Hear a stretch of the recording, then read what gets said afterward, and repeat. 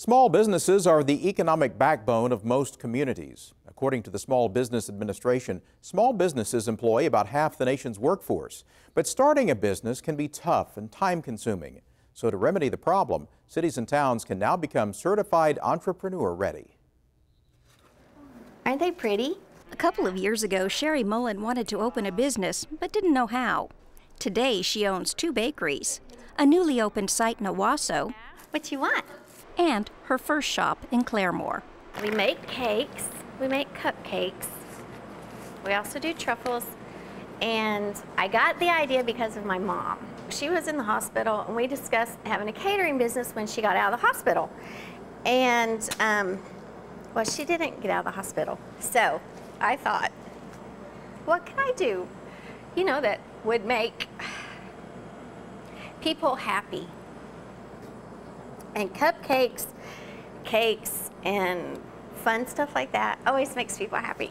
When Mullen looked for financing to start up her company, her banker suggested she first go to the Innovation Center at Rogers State University to firm up her business idea.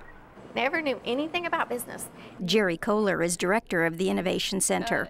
It's a business incubator for entrepreneurs. We provide them with technical assistance to help them get their business kick-started, and then we provide them with mentoring and accountability as they try to grow their business.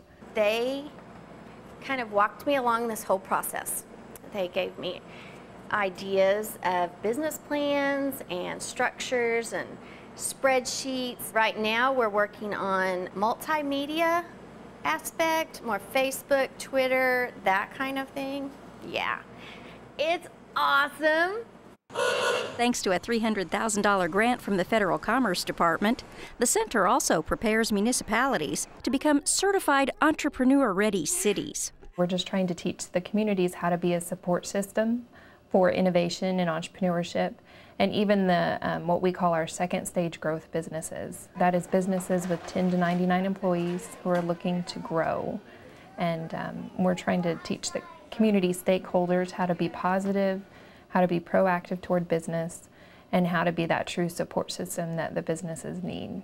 Entrepreneurship is important to a community because if you look across the spectrum of the businesses that you have in your community, the majority of jobs are small businesses. Cassie Woods is the director of communications for Claremore. That city just became Oklahoma's first certified entrepreneur-ready city. When the certification process began, Claremore discovered it wasn't very small business friendly. We would have people who had complaints about dealing with our fire marshal and dealing with our planning and zoning office and dealing with how to get a business license or how do they pay their taxes, who do they pay them to. They're not sure how the process works. Who can they go to for financing? Who can they go to for training and support for their employees? So we brought all those people that provide all those different services to the table and express the concerns and then develop some strategies to combat them. The Entrepreneur-Ready certification process requires city government, the area's financial community, educators, and business community to work together to remove barriers often faced by entrepreneurs wanting to go into business. One of the top complaints in this community was a lack of funding for small business startup. So we brought all the banks in the community to the table and said, why aren't you financing small businesses? What can we do to make businesses more bankable? We went through a series of seminars and brought business owners in and had the banks teach them what they can do to help improve their bankability, for lack of a better term. And so those are all things that we've been trying to do to help different entities. Wood says there's no cost to go through the Entrepreneur-Ready certification, outside of the time it takes to identify and correct barriers.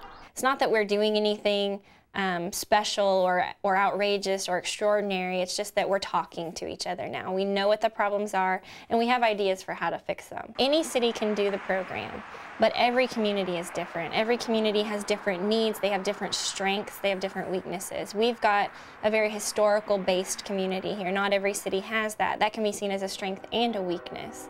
We've got a lot of history, which gives us strength in some ways, but it also creates resistance to change and growth and things like that. Resistance, she says, softened as both the city government and business community realize the benefits new businesses bring to an area. They're more likely to reinvest their dollars back into the same community. A small business owner is typically more likely to buy from another small business owner rather than going online or going to Tulsa or going, out of state to purchase their goods. They're more likely to shop local as well because they know how vital that is. And so that dollar will continue to turn over in our local economy. Looking at the numbers, we've kind of determined that a dollar spent at a local business turns over 7 times in the community, whereas a dollar spent at a larger business or an external business, a business outside of your community, chances are you're never going to see that dollar again in your community. Wood says keeping dollars turning over in Claremore not only made certification worth it for the city, but it's also paying off for entrepreneurs like Sherry Mullen. She originally set out to start just one small business with an employee or 2. Now she has 2 stores and a growing staff. There you go. Thank you. You're welcome. You guys have a great day. You too.